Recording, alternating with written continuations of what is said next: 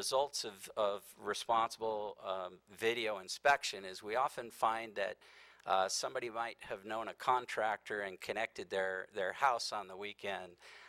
We find those things through video inspection, and of course, you know, we have to confront the folks, because it is a pay-as-you-go system. It is a public asset that they're connecting to, and they have a responsibility to pay their share of utilizing that public asset. YLWD, again, because we are here to serve the community with two vital services.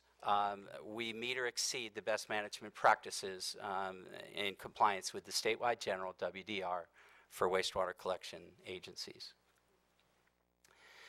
So the meat of the issue: why consider transferring the city-owned sewer to the YLWD?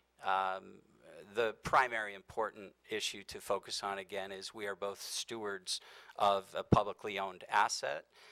For both our agencies, I believe the majority of that asset came to us as contributed capital, either through developments or homeowners having to, in our case, extend sewer for the area, and we enter into agreements to have other folks that connect reimburse for that asset. But fundamentally, these are public assets, and the transfer should concern this council very little, in that there's no gift of public funds here.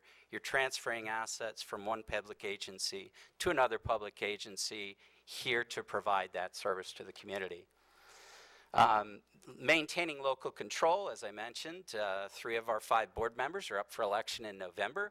If the public doesn't like the services that we're providing, or doesn't care for our rates or our level of service, they certainly have access to our board members, much like they have access to the council, and they also can have voice power in November if no other time. Obviously, our meetings are publicly agendized, they're open, folks can participate and are encouraged to provide feedback to the district on how we're providing our services.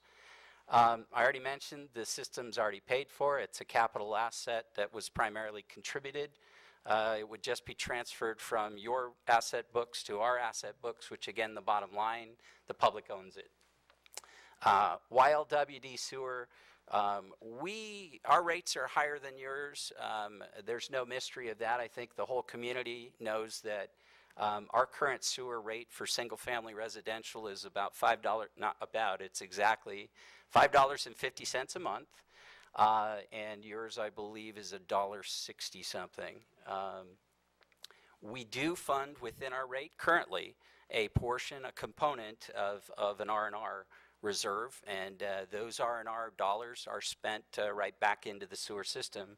We do run our sewer system as an enterprise fund. We have 2 enterprise funds, water and sewer.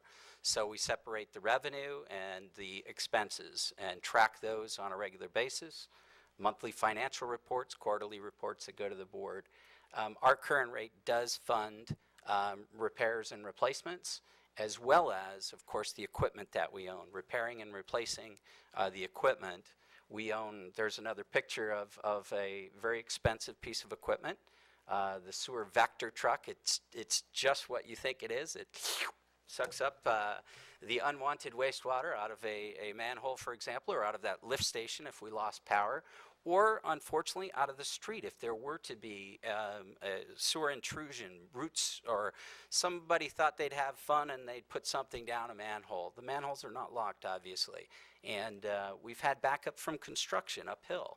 Things flow down to the river. But that truck is one of 2 that we have in service that provide that. And of course, again, that's YLWD staff there.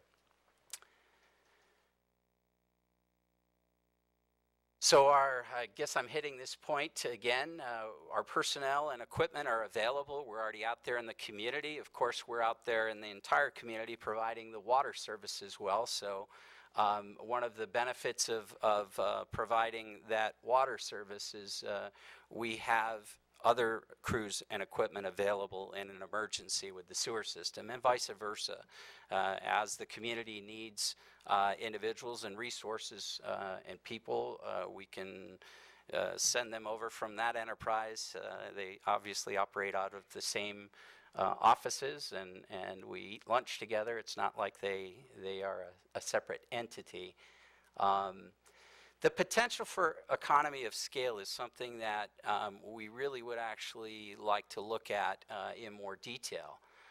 Some of the concern that's been, I've watched your city council meetings, some of the concerns that have been raised is, well, if you give the district or transfer this asset over to YLWD, then YLWD has the power to raise rates with no one watching, with you know, no policing. Well, we feel very confident in how that enterprise is run and actually how it's funded right now. And as I mentioned, the current rate is already generating some revenue for R&R.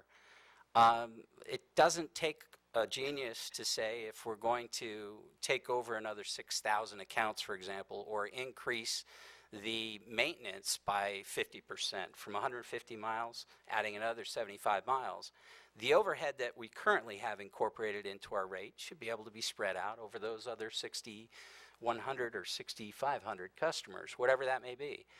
Although we haven't spent a lot of resources on the finance end, I feel pretty confident that in order to raise rates, our board is going to be very diligent and have the community's input on where our rate is today, what it's doing, and if we take over the rest of that asset, shouldn't that overhead be spread out even further?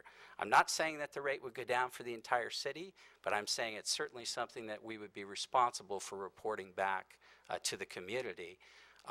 We have in all of our discussions discussed the fact that we don't want to be the bad guys. We don't want to take over that system and be blamed for raising the rates, but we're saying very clearly we would take over the system and charge the rate that the rest of the citizens in Yorba Linda are being charged. Then we would have time to look at it, we would have time to assess it financially, and I feel very comfortable that should there be any excess funds generated, we would report where those funds go, to what reserves, and where that reserve limit would be if we use those funds to build reserves. If not, then again, we would be responsible, and we have to do this every year, to report to the board and to the public about why our rate is where it is and where the money is spent. We're very happy with the water side of the equation. I mean, with the sewer side of the equation in terms of revenue.